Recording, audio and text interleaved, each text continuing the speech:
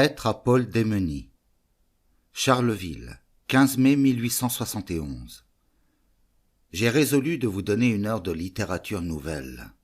Je commence de suite par un psaume d'actualité. Chant de guerre parisien. Le printemps est évident, car du cœur des propriétés vertes, le vol de Thiers et de Picard tient ses splendeurs grandes ouvertes. Oh mais, quel délire rancuneux, Sèvres, Meudon, Bagneux, Asnières, écoutez donc les bienvenus semer les choses printanières. Ils ont shako, sabre et tam-tam, non la vieille boîte à bougies et des yoles qui n'ont jam, fendent le lac aux eaux rougies. Plus que jamais nous bambochons quand arrivent sur nos tanières crouler les jaunes cabochons dans des aubes particulières. Thiers et Picard sont des héros, des enleveurs d'héliotropes, au pétrole ils font des coraux, voici à neutonner leurs tropes. Ils sont familiers du grand truc, et couché dans les glaïeuls, Favre fait son sillement à queduc et ses reniflements à poivre. La grande ville a le pavé chaud, malgré vos douches de pétrole, et décidément, il nous faut vous secouer dans votre rôle. Et les ruraux qui se prélassent dans de longs accroupissements entendront des rameaux qui cassent parmi les rouges froissements. Ah, Rimbaud, quelle rime, oh quelle rime! Voici de la prose sur l'avenir de la poésie. Toute poésie antique aboutit à la poésie grecque, vie harmonieuse. De la Grèce au mouvement romantique, Moyen-Âge, il y a des lettrés, des versificateurs, d'Ennius à Théroldus, de Théroldus à Casimir de la Vigne, tout est prose rimée, un jeu, avachissement et gloire d'innombrables générations idiotes. Racine est le pur, le fort, le grand, on eût soufflé sur ces rimes, brouillé ces hémistiches, que le divin sot serait aujourd'hui aussi ignoré que le premier venu auteur d'origine. Après Racine, le jeu moisit, il a duré 2000 ans.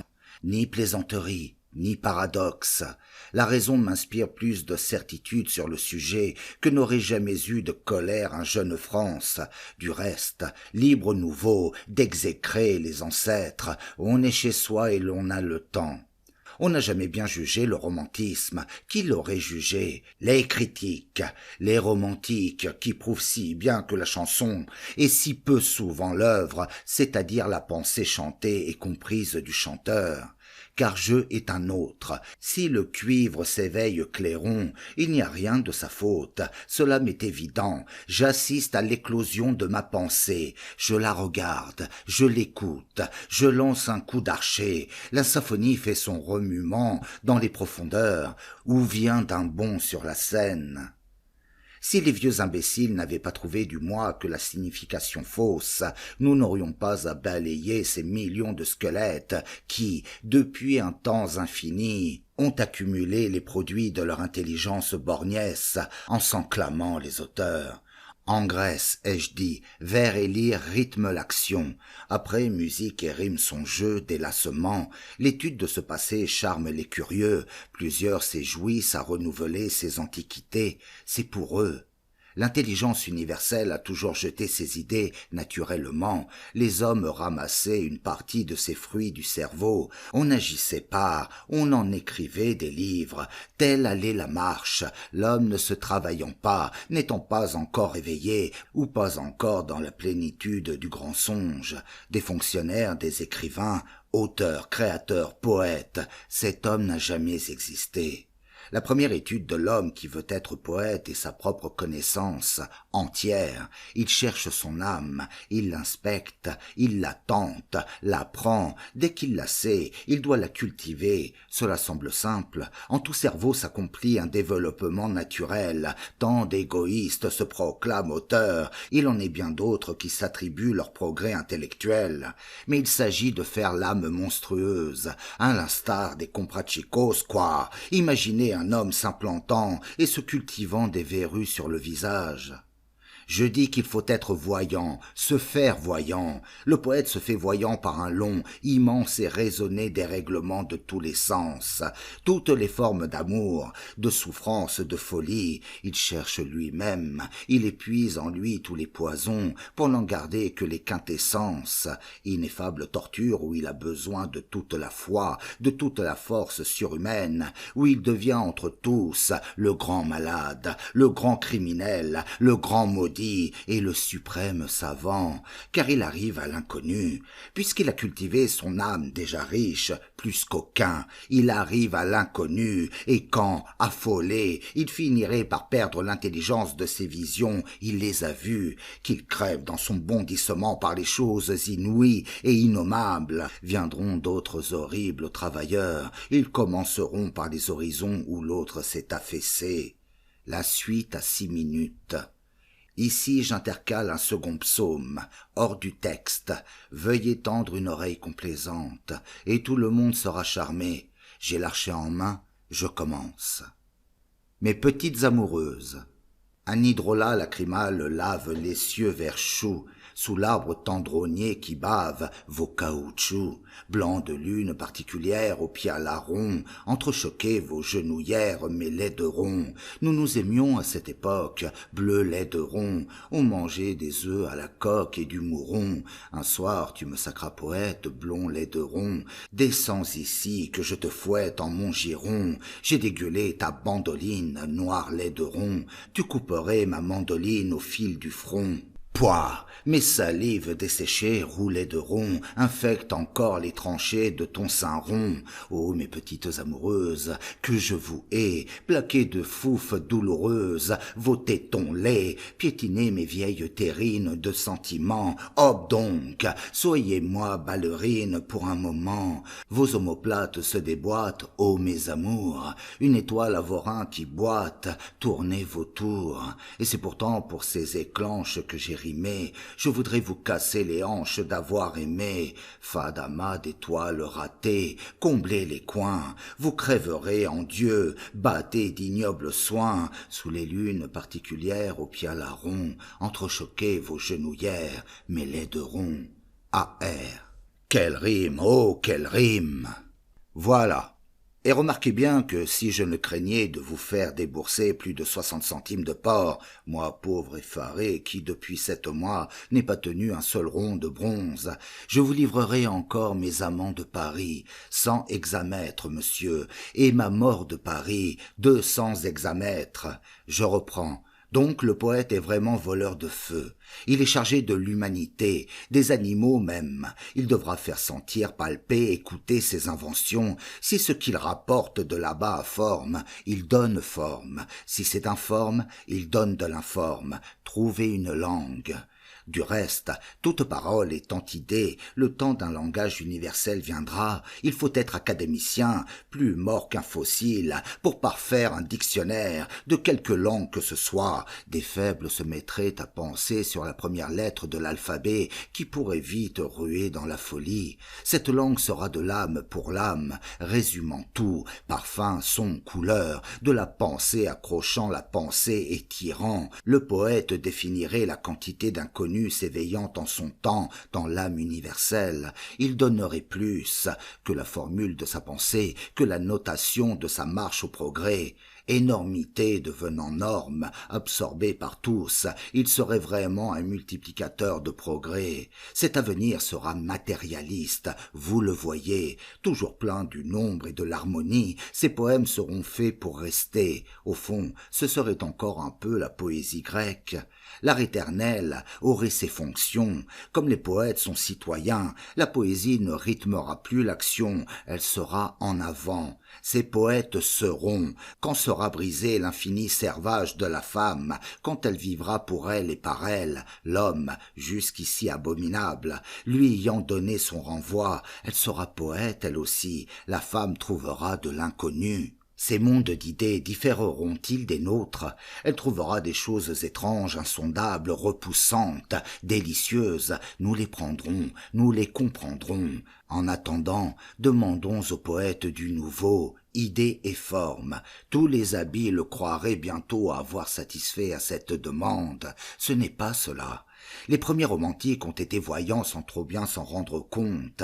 La culture de leurs âmes s'est commencée aux accidents, locomotives abandonnées, mais brûlantes, que prennent quelque temps les rails. Lamartine est quelquefois voyant, mais étranglé par la forme vieille. Hugo, trop cabochard, a bien du vu dans les derniers volumes. Les Misérables sont un vrai poème. J'ai les châtiments sous la main. Stella donne à peu près la mesure de la vue de Hugo. Trop de belles montées et de l'amener, de Jéhovah et de colonnes, vieilles énormités crevées. Musset, 14 fois exécrable pour nous, génération douloureuse et prise de vision, que ça paraisse d'ange insulté. Oh, les contes et les proverbes fadas, oh, les nuits, oh, Rolla, oh, Namouna, oh, la coupe, tout est français, c'est-à-dire haïssable au suprême degré, français, pas parisien.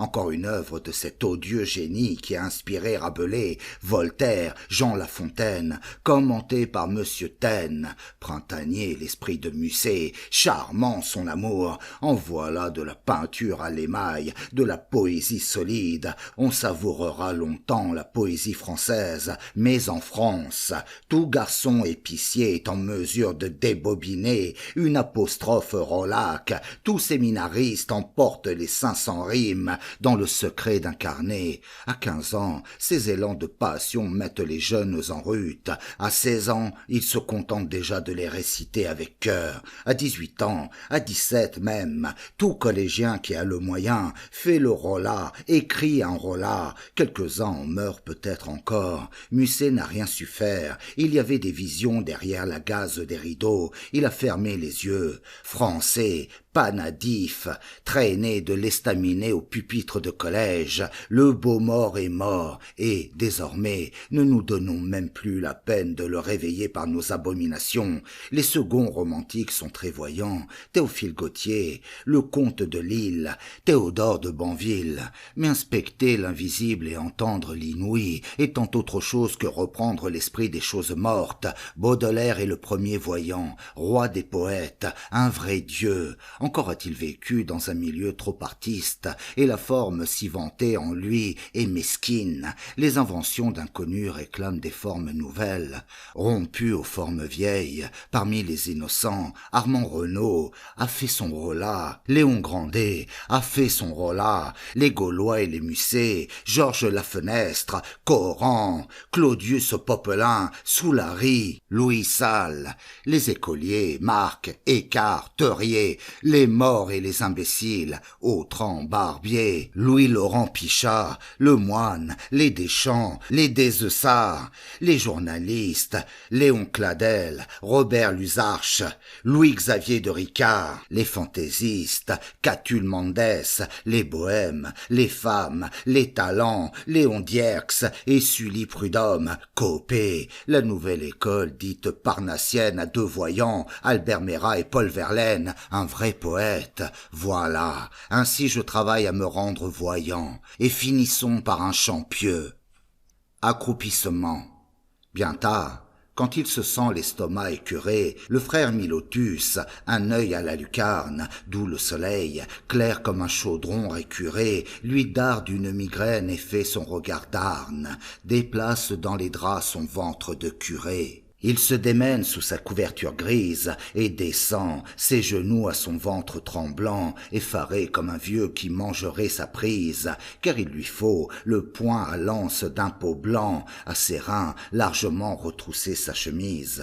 Or il s'est accroupi, frileux, les doigts de pied repliés, grelottant au clair soleil qui plaque des jaunes de brioche, aux vitres de papier, et le nez du bonhomme où s'allume la laque renifle au rayon tel qu'un charnel polypier.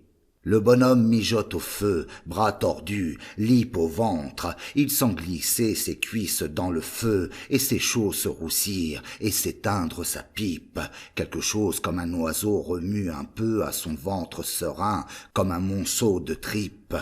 Autour dort un fouillis de meubles abrutis, dans des haillons de crasse et sur de sales ventres. Des escabeaux, crapauds étranges, sont blottis au coin noir. Des buffets ont des gueules de chantre, qu'on trouve un sommeil plein d'horribles appétits. L'écœurante chaleur gorge la chambre étroite. Le cerveau du bonhomme est bourré de chiffons. Il écoute les poils pousser dans sa peau moite et, parfois, un hoquet fort gravement bouffon s'échappe, secouant son escabeau qui boite. Et le soir, aux rayons de lune, qui lui font au contour du cul des bavures de lumière, une ombre avec des tailles s'accroupit sur un fond de neige rose, ainsi qu'une rose trémière. Fantasque, un nez poursuit Vénus au ciel profond. Quelle rime! Oh, quelle rime! Vous seriez exécrable de ne pas répondre. Vite, car dans 8 jours, je serai à Paris. Peut-être. Au revoir. A. Rimbaud.